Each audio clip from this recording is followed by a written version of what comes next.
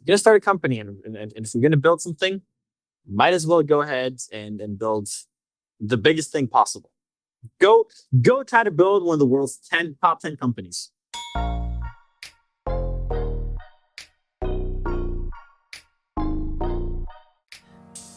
Welcome to Partner Path, a podcast that unpacks the venture capital and growth equity ecosystem from a junior perspective. Young entrepreneurs and investors have already had a massive impact on the industry, having started unicorns and launched billion-dollar funds. We discuss these success stories and more by sharing perspectives and advice from some of the industry's most prominent role models. This podcast expresses our views as of the date published and does not represent the views of and is not endorsed by any company for which we work. Before we get to the episode, Laura and I are excited to announce a partnership with Overlap. Fresh out of Y Combinator's summer batch, Overlap is an AI-driven app that uses large language models to curate the best moments from podcast episodes. Imagine having a smart assistant who reads through every podcast transcript, finds the best parts or parts most relevant to your search, and strings them together to form a new, curated stream of content. That is what Overlap does. I personally use Overlap to explore content on future podcast guests and highly recommend it as another diligence tool for investors. Check out Overlap on the App Store today. Today, we are joined by Dean Leitersdorf, CEO of Decart. Decart is a vertically integrated AI research lab building generative models designed to be accessible to everyone. Welcome, Dean. Thanks so much for having me. It's a great pleasure. Heard lots of great things about the pod. Awesome. Well, let's dive right in. So you received a high school degree in 2 years and then finished your undergraduate, master's, and PhD in computer science in 5 years, which is actually a first for a Partner Path guest and pretty astonishing. So maybe let's just start with a little bit of your background and where this internal drive, came from. How do you know all this? We are VCs. You do your research. You do your research. So yeah, I came to Palo Alto back in high school. And that's when I was, really shocked for the first time in my life because I realized everyone lied to me my entire life. And they told me I was smart. And then you get to Palo Alto and you see, I was 15. I was a sophomore in high school. And I saw a 14-year-old kid doing their undergrad at Stanford and a 17-year-old one doing his third bootstrap startup. This is like actual real people. And I was like, wait, what the hell? Like for my entire life, what do? I was playing Minecraft and RuneScape and getting hundreds on tests that didn't matter. While the true Olympics of knowledge and smart people was happening in the Bay, and I had no idea what was going on. So yeah, I got to Palo Alto. Was a huge shock. Went to Palo High School. Sophomore year, I had first semester. Sophomore year, I had all 5 stages of grief. Okay, I started my first exam. I got a 14 out of 100 in computer science. I couldn't read even half the questions. I was like, what is this? I know what you guys are talking about. A TLDR is after a really hard semester, second semester. I went to my guidance counselor. I was like, okay, I just catching up. So I'm gonna skip a grade. And then I skipped over junior, did junior and senior at the same time. I went back to Israel because I was born in Israel and you have mandatory service. So I did I went to Technions, like the Israeli MIT. And so I did my undergrad, master's, and PhD all together in 5.5 years, which was the fastest ever at the Technion until my younger brother, who's now at Decart as well, beat the record. And I finished my PhD when I was 23 and he finished his PhD when he was 21. So lots of fun stuff. We did lots of fun stuff. That's good family competition. I can't imagine what your kid's gonna do. No, we joked that had we had like another third younger brother, then he would have finished like his PhD at 18. Yeah, I know there's no Thanksgiving in Israel, but then if you had a Thanksgiving table, it'd be some very interesting conversation. It's a fun one. We have our parents, they're both doctors, they're medical doctors, and my dad's a professor. So around the table, around the dinner table, we have one professor and 3 doctors. It's fun. It's pretty fun. It sounds like you're pretty competitive, to say the least, and that maybe you could say you're almost running towards something. Were you running towards, did you want to work at the premise of AI? Were you trying to start a company? What was the end goal back then? I think ever since, I was very young, maybe like 13, I have this memory where we're in Switzerland and it's on a ski trip. Okay. And I was like, okay, what do I want to do when I grow up? And I was thinking this through the night. It really stressed me for the entire week. Every night I go to sleep thinking about this. And what I actually wanted to do was, okay, how do we build just a computer program that's smarter than all of us. It was like, now they call it AGI or ASI or whatever you want to call it. Back when I was 13, I was like, okay, it makes no sense that we should be running on a biological brain where we're all functions. We should just have a computer simulate us. And so when's that going to happen? And the path I set out way back when was, well, it's probably the only thing that's actually worth working on, but it's probably going to cost a lot of money. And so what we have to do before that is just build one of the world's greatest companies so we can fund all of this. And the only problem I had with AI is that it came too early. AI was supposed to come 20 years from now. AI was supposed to come, I was supposed to have 20 years right now to build a huge business and then go ahead and do AI. But it came too early, and which is why we just have to build one of the best companies in the world right now. And we have to do both at the same time. Build one of the best companies in the world and one of the best labs in AI. Maybe that's a good segue to chatting a bit about Decart. We've heard you frame Decart, or your ambition with Decart, as a before and after company, something like the iPhone or like Google search that people can sort of place in the history of technology and perhaps more broadly in the history of society. Can you maybe unpack how you think about the goalposts for you in terms of both the product you want to create and the cultural impact you want to have? 100%. So when you started Decart just celebrated 2 years, by the way, yesterday. We just celebrated our second birthday yesterday. And when we founded the company, we're ideating for a long time. Okay, what do we build? We're thinking about lots of different topics, whether it's cybersecurity, green, solar panels. We think about we even want to start with quant funds. And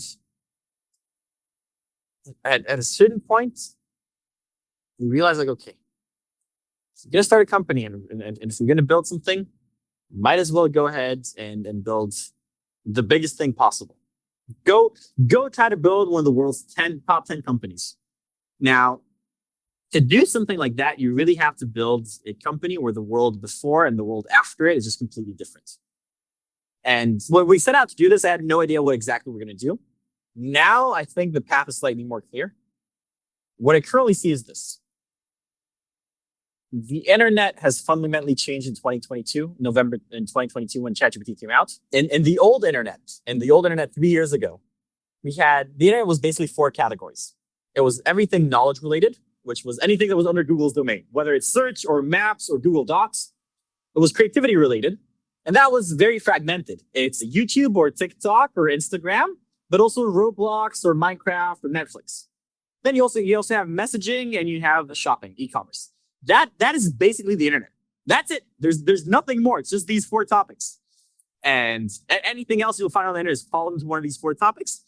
Now, I think that it's very clear that chatbots have completely changed knowledge, how we create knowledge, how we consume knowledge, how we share knowledge, how we do our own iterative thinking, how we learn. Everything knowledge related in the internet is just completely changed, and ChatGPT took it over. Nothing really touched the other 3 categories. Nothing really changed for creativity. Nothing changed for, if you ask a random 17-year-old kid or a random, 21-year-old college student, what's ChatGPT? What are they all going to tell you? It's my tutor and best friend and the thing that gives me all the answers. Maybe therapist. Great. They're probably going to say the last thing that Dan said, which is, it gives me all the answers. It's the AI I use to do my homework.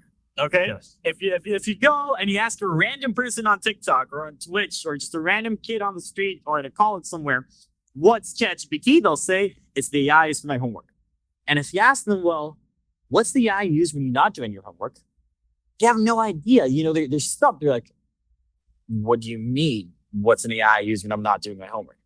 And I think that is just a huge gap that we have to fill. And over the next year, maybe year and a half, that will completely change. And if you'll ask a year from now, if you'll ask any random college students or high school students or middle school students, what AI do they use when they're not doing their homework? The answer should be Decart or something that's powered by Decart. And that's where the world is going.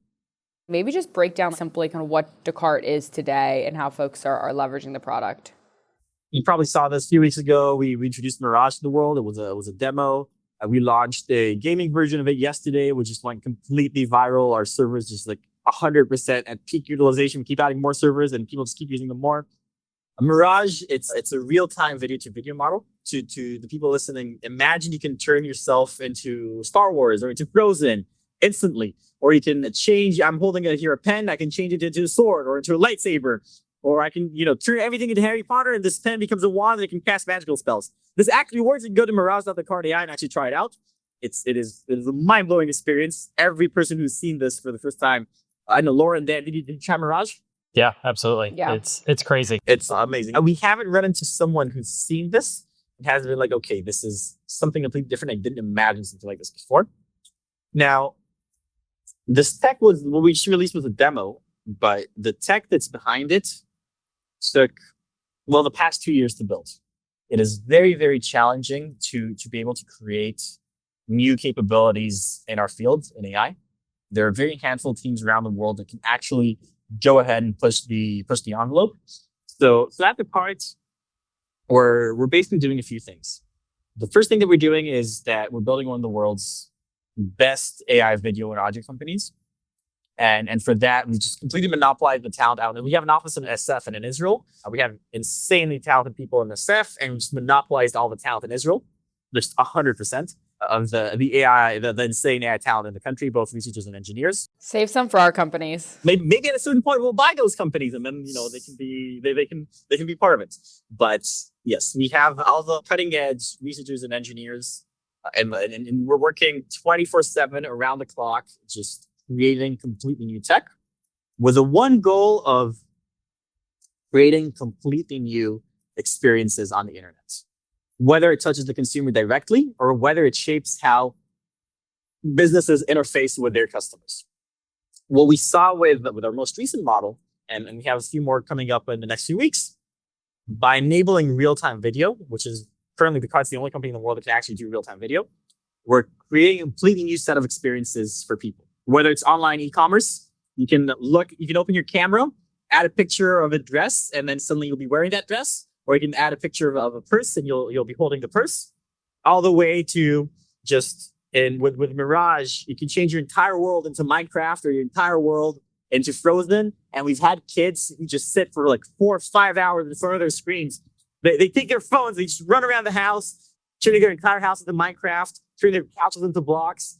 And so we're creating a new way for people to interact with visual and audio stuff on the internet, and that is going to completely change both. It's going to create new platforms, and it's going to change the way that enterprises and businesses can communicate with their end users. Now, a quick word from our sponsor. Laura and I are thrilled to announce a partnership with Grata, an intuitive deal sourcing and diligence platform. Keep missing out on private market deals? Ditch the Rolodex and get Grata. Grata's AI-powered platform provides accurate data, deep insights, and time-saving workflows that help get more deals done. And it's trusted by over 500 firms and 3,000 deal makers, including myself. I've personally used Grata in both my deal sourcing and diligence workflows and would recommend their tool to any investor across private equity, growth equity, corp dev, or investment banking. We've negotiated a special offer for our audience. Mention PartnerPath to the Grata team during sign-up, and you'll get free executive seats for your partners and MDs included in your subscription. Now, back to the episode. Clearly, you guys have a ton of ambition. I'm curious, we'd love to maybe get the story of where this started. I know you guys, in the beginning, built a GPU optimization stack. You actually made quite a bit of money with the GPU optimization stack. How did you go about building those foundations, and how did you ultimately translate that into sort of the real-time generative experiences that you're powering right now? It's been 2 years, but it feels like it's 2 decades because in our business, every week feels like months, which I'm sure you can relate to. On the VC side, I'm sure it's not easy tracking everything that's happening. Yeah, it changes week by week. Exactly, and it hits you out of nowhere. So when we founded Decart, we were a bunch of kids who someone told them they were smart. Okay. So sure, I finished my PhD when I was 23. I got, all the bunch of different awards saying it was the best PhD in distributed computing and all that and GPUs. But we're a bunch of people in Israel sitting around on our couch, and a few people told us we were smart. We said, okay, This AI thing is happening. ChatGPT happened. How do we build one of the best AI companies in the world? And said, well, to do that, we're going to build something that creates complete new experience on the internet. But to do that, we have to be building our own models. Now, the problem with building your own models is it costs a lot of money. It's going to cost us hundreds of millions of dollars to do this. And back then, no one wanted to give us the money. Now, if we want to raise $1 billion, we can raise $1 billion. But back then, we're like, okay, let's go raise a seed. And in Israel, you had regular seed checks. We were like, okay, do you want a 5 million seed check? Do you want a 7 million seed check? And we said, well, we can't really do anything without an AI. It's very similar to the DeepSeek story. They couldn't get chips. They couldn't get the compute that American companies were getting. And so the way we approached it, said, well, what is building an AI lab? What does it take to build frontier models, to build a tech that really the brain behind the models and not just use models by API from someone else? It takes three things. It takes both algorithmic mathematicians that actually do the training part. It takes data researchers who can actually clean data, get data from everywhere, know exactly what's needed. And it takes systems people, systems engineers and researchers, people who can actually write assembly code for GPUs to be able to get all this to run. Well, the first two cost a lot of money to begin with. The latter actually makes you money if you use it well. If you actually know how to write very, very optimized, very fast, very efficient code for GPUs, we're in a market where NVIDIA is just so expensive. And so if you're able to get 10x more performance out of an NVIDIA GPU, that is going to make someone a lot of money. And so that's what we started. We said, well, fine. At some point, we'll have to build all three types of skills, both the algorithmic part, data part, and the systems part, and which today at Decart, 2 years old, 2 years in, we have all three. But we said, well, we'll start with the third one. We'll start by building just the best inference and training engine for running any types of models, whether it's LLMs or video models. That's what we did for the first 9 months. That we on our third month into Decart, we licensed it out to a huge customer. Then we had a few other ones as well, some of the labs, some of the GPU clouds. And so since month 3, we were profitable. Month 3 was when we closed our first multi-million-dollar contract. And since then, the GPU optimization part has pretty much been paying for almost everything that's going on at Decart. To date, we raised north of $150 million. And I think we burned around $10 million. Even though our compute costs were way higher than that, high 8 figures, we'll sometime soon cross 9 figures. Certainly not your typical AI lab economics there. Exactly. It's that actually I can credit to one of my co-founders, Moshe. He didn't come back. He didn't grow up in the Bay Area or with understanding ZC speak and all that. And his intuition when we started out the company was, okay, we're building a company. Well, it's a business. People should be paying us for what we're doing. And, we should strive to try to be profitable. It's a good thing to be profitable. And he was very, very adamant in the first, I was telling him like, dude, what are you doing? You're supposed to raise money and burn it. And he's like, right, but that just doesn't sound like it makes sense. I can charge people for what we're doing. So why not make money? And he really pushed us in the early days. So like, okay, why not build an actual good business around this if you can?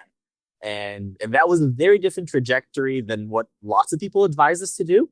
But I think that by doing it, we're just able to see so many things about the industry that we couldn't have seen otherwise. By doing the GPU optimization piece, it put us at the center of the industry because we're serving some of the labs, we're serving some of the GPU clouds. We're able to see everything that was going on. And that allowed us to build the next generation of the next stage of Decart with on the algorithmic side, on the data side, much better than had we not sold it to anyone else and just burned our money. That's super fascinating. I think there's a couple of different threads that we want to pull on, but just my first top of mind question is, are there any additional levers that you want to pull on to accelerate growth that burning would help you get to the next phase quicker? Oh, so we're definitely burning, we're just making it back. But right, I think that at this point, there are two things that are going to happen over the next few weeks and a few months for Decart. We created completely new consumer experiences on the internet. New internet consumer experiences. Lots of people are iterating with finding out what exactly this means for the customer. What do we get to do? What does it mean for businesses? What does it mean for consumers? In-house, we're iterating on the consumer piece as well. We're building our own apps. We're possibly launching them. We're not launching them on Twitter because consumers don't live on Twitter. They live on TikTok. So we're launching them on TikTok, on Instagram. Other types of consumers live on Twitter. Twitter is the platform where, everyone shares their news, whether it's world leaders or AI companies.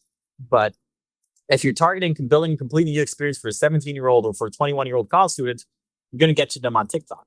So we're building our own apps, but at the same and that we just have so many learnings from what people actually care about.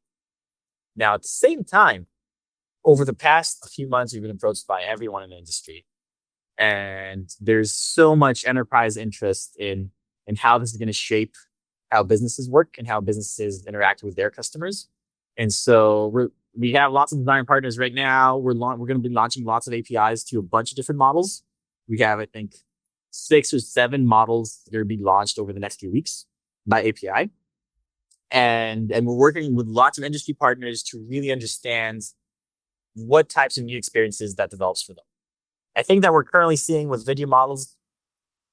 I think the way I'd sum it up is this: every pixel on any screen, whether it's your computer screen, whether it's on your tablet, on your phone, inside your car, in a movie studio, on your workstation, every pixel is going to be AI generated very soon.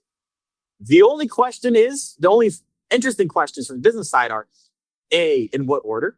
What's going to be the first? What's going to be the first that will adopt this? And we've seen immense adoption.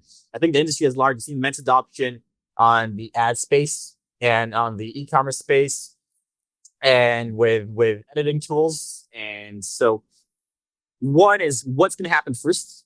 And the key there is really to find what market right now is just is in the perfect timing that in a few that they're starting to adopt it right now. And 6 months from now, their adoption will grow 20, 30x. And the second interesting question is, what markets will be able to access this tech by API, and what markets will need more complex products built around them? At the end of the day, we threw out this word API a lot, and for tech people, it means, oh, sure, great, I give you a way to access my tech. But I'm not sure that in video, APIs will be able to touch every product, or enough to build the end products that people will need.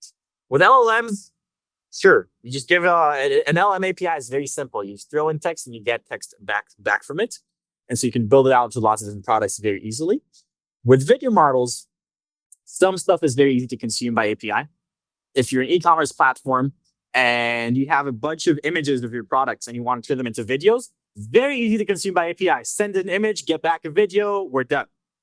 But if I'm a UGC creator, I am a 19-year-old kid in college, I'm bored in class, and I want to create some content to help Nike or some other brand promote their products, I'm not going to be able to access an API. Someone's going to have to give me a completely new platform or a new tool that will enable me to use this new tech. And so I think from a business standpoint, the interesting questions are: A, what pixels are going to change to AI first? Because all pixels are going to change to AI. In what order is it going to happen?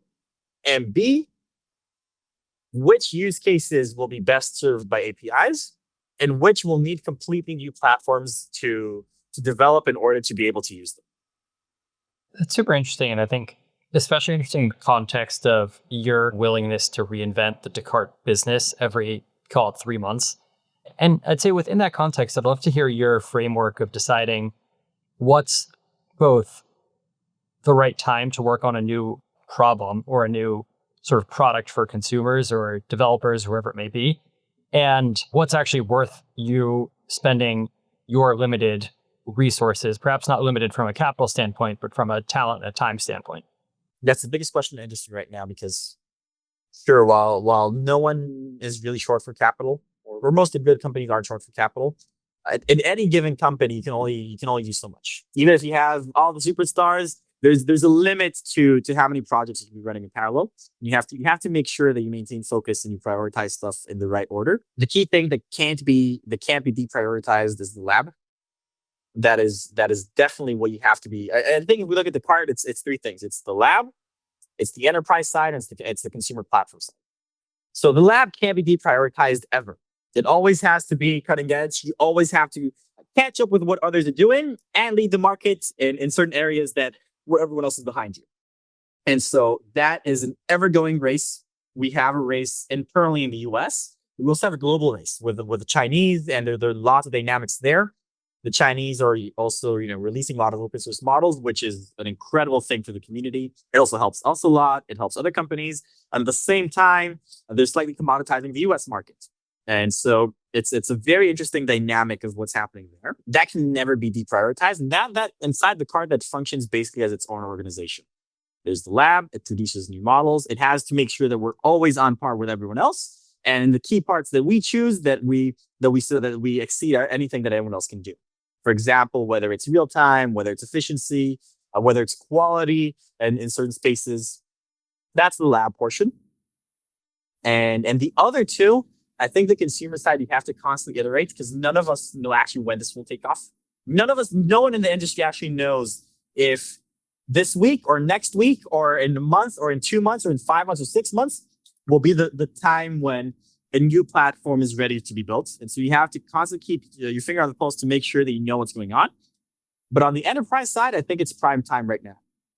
That for the past year, we saw lots of POCs around video models. People were playing around with this. No one actually knew what they wanted to do. But the models have gotten to a state where they're actually they provide lots of commercial value today.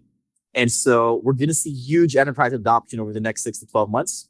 And that's a key place that's internally inside Decart is increasing drastically in priority, which is why, for example, we're going to be releasing 6, 7 models, depending on how you count, over the next few weeks by API and pushing that forward with lots of partners. Okay, busy fall for Decart. But going back, I think what you said earlier is super interesting. I feel like every time we open the information, it's discussing the AI talent wars right now and some of the insane packages that are getting handed to folks from hyperscalers to some of the fast-growing startups. And obviously, you've become a talent magnet for incredible AI researchers. So it would be great just to talk through or maybe offer advice to other founders of how to attract these researchers and how to build the strong network that Decart has built. I think it's the way you put it with every time you open up the information, this is what we see. It's exactly that. Now, I don't know if the information covered the Trump White House meeting, but you could see, to me at least, it felt like the implicit rivalry between giants. And it felt to me when I saw those images of leaders of all the major tech companies sitting with Trump, I realized for the first time that we're seeing the giants awake. It felt that for many years the giants of the Silicon Valley have been asleep. They had great cash cows. They're building great tech for fun, and now they're finally awake.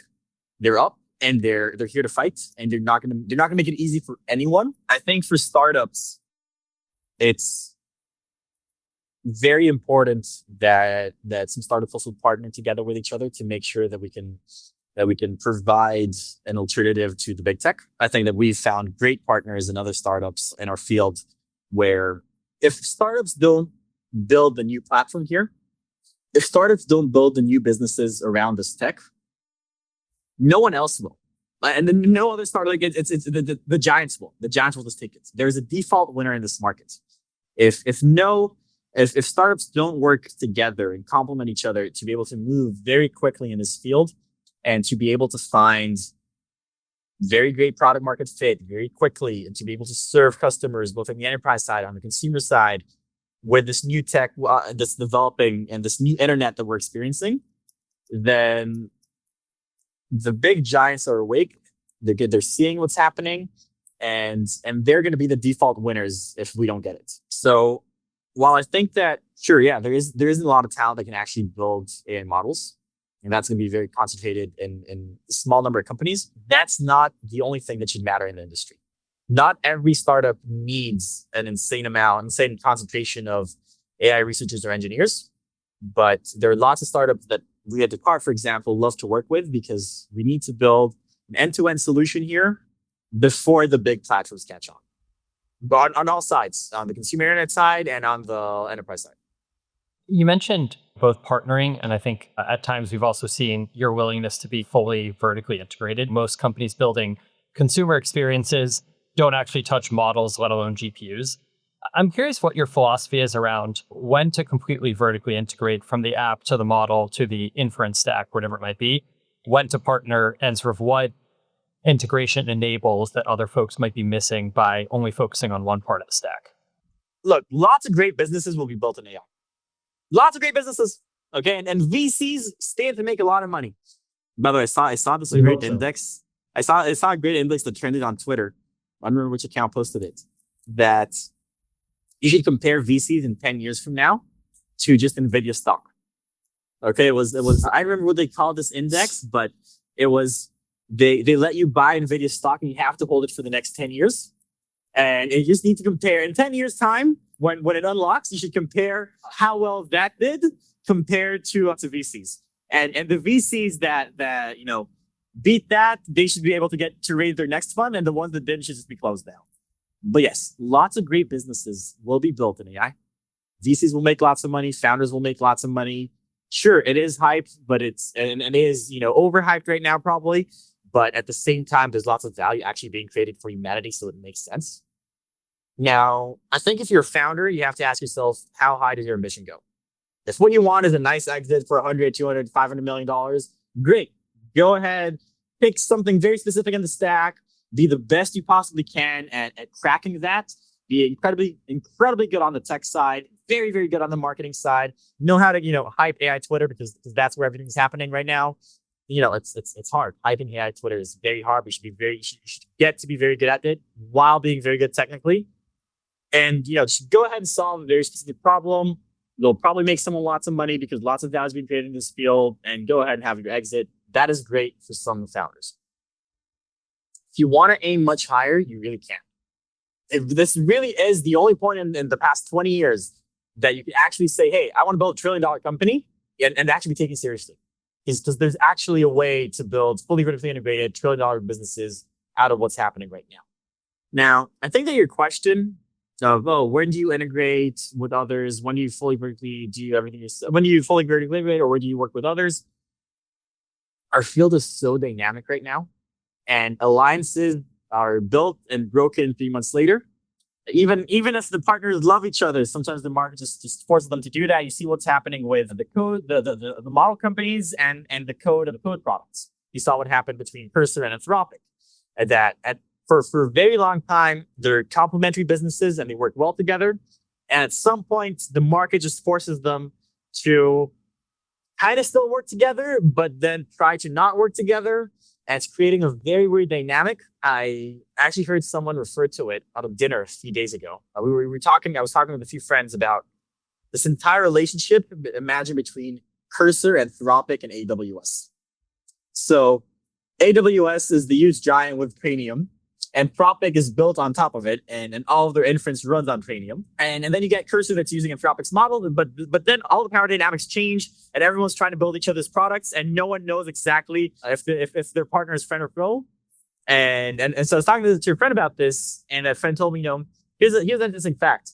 Did you know that whales, you think there's certain type of whales that can never die from cancer? Because when they get cancer, the cancer itself grows so big that the cancer itself gets cancer. And then the cancer's cancer starts, it becomes a loop of them changing each other. And that was an interesting metaphor. It's a gross one, but it's an interesting metaphor that I think is kind of describing what's happening in the field now, that no one really knows how the boundaries will be set when all this is done. But right now, we're creating a lot of value for humanity. That is a great thing to do. We should keep doing it as fast as possible. And lots of us are going to build great businesses at the end of the day. What do you think, by the way? Look, I think I generally agree. It's a growing pie. And the biggest mistake I think both founders and investors can make is thinking about this as some sort of zero-sum game. And I think that if you think downstream of just the scale of consumer impact or enterprise impact, it's so massive. I mean, you talk about, and I very much agree with the idea that every pixel will be AI generated. That means a total reinvention of e-commerce. It means a total reinvention of the media market. And by the way, a reinvention that probably doesn't mean the new companies get as much as the old companies, it means the new companies probably get more than the old companies. And so I do think it's hard to, at times you can sit in it, and when you start a company or when you invest in a company at 1 million of ARR, there's probably hundreds of millions of ARR that you can go get, even if perhaps by vertically integrating, your 500 million of ARR could have been 5 billion of ARR. And so I think that's what makes things difficult. And I think that's what makes predicting the sort of gigantic multi-hundred billion or $1 trillion companies super hard. I do think that what we try to think about quite a lot is both, can you ultimately delight your customer, or are the tools in your hands, or are you fully reliant on somebody else? And I think there are a lot of companies that are fully reliant on somebody else. That might not be a bad thing, and that might be sort of a stepping stone for them to become reliant on themselves. But even if you look at the coding agents, coding took off when the new Claude models took off, or when the new Claude models got better.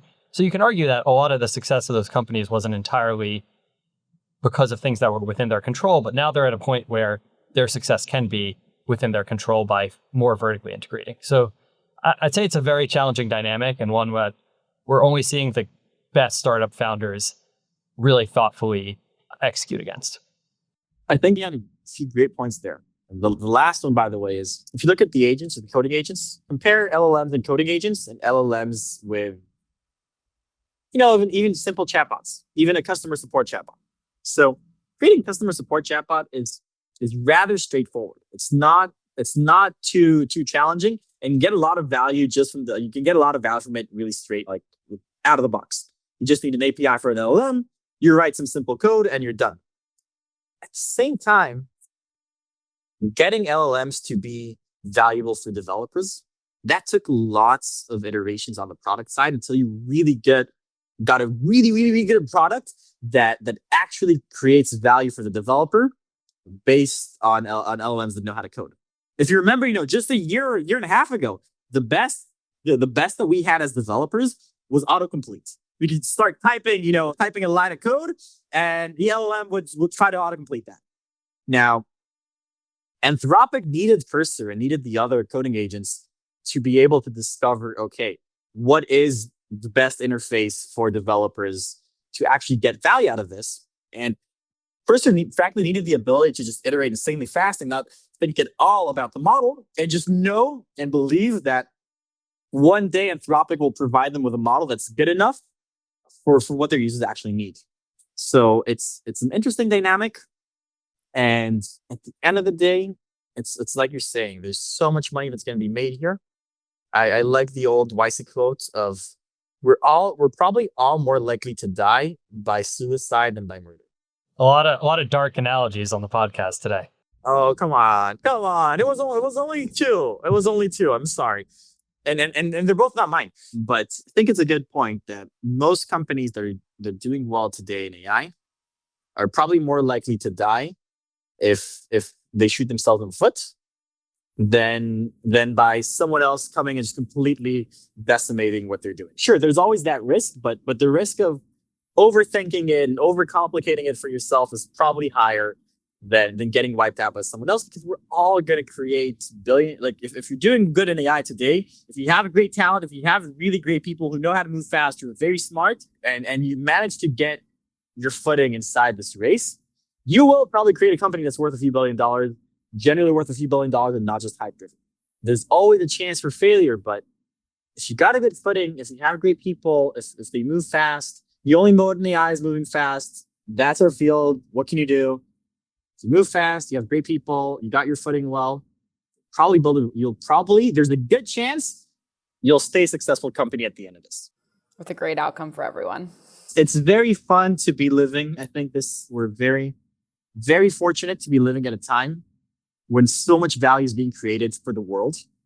And so there's going to be lots of value to just be spread around.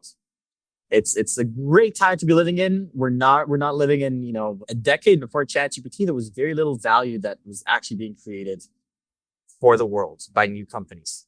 Right now, it's all changing. And so build a good company, build a great business, build great people, try to defend your business as much as possible. And that's it. It's not, you don't have to overthink it. Fair enough. I'll have to pin that as the caption. But I also think that's a great transition into, do you want to do a quick fire round? Yeah, let's go. Awesome. What is the biggest misconception about running an AI company? Ooh, biggest misconception about running an AI company, that it's all research. No, it's all engineering. AI is all engineering. You need a better research. You need researchers who know what they're doing, and you need a huge engineering force that's able to move very, very, very, very fast. It's not just the researchers that should be getting $100 million paychecks from Zuck. It's also the engineers. If you had 10 times more GPUs tomorrow, what would you try first? I think we're not GPU constrained right now. So that's not a major issue. We're constrained right now by prioritizing, making sure we're working on the right projects. We don't really need more compute at this point. I do think that, so I'll answer this as an industry. I think that people are building bigger and bigger models for video, just like they're doing with LLMs. So obviously you'd probably build something bigger, but the running cost of video models is so high that bigger models are not necessarily going to be cost effective to run. If you look at VO3, which is probably the industry's biggest video model right now, it's insanely prohibitive to run. It's north of $1,000 per hour of generated video.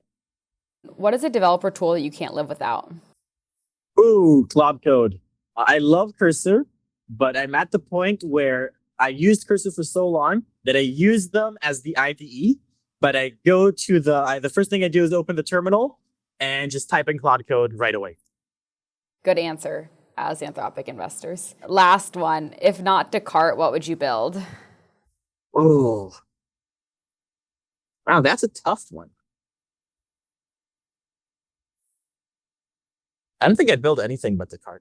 It is the best thing to do. It is the only thing that really matters. We're like, my hope would have been that AI would have come 20 years later. It would actually just, get to build great fun companies. I don't know, send people to Mars or build solar panels and then get to do the AI stuff. But AI is here and we're going to build completely new experiences with it. We're going to build great tech with it. It forced us to move way faster than I wanted to. That's what we're doing. Love it. That's all, Dean. Amazing. Thanks so much. It was a pleasure. Thank you. Your excitement is really infectious. So this was an amazing conversation. Thanks, guys.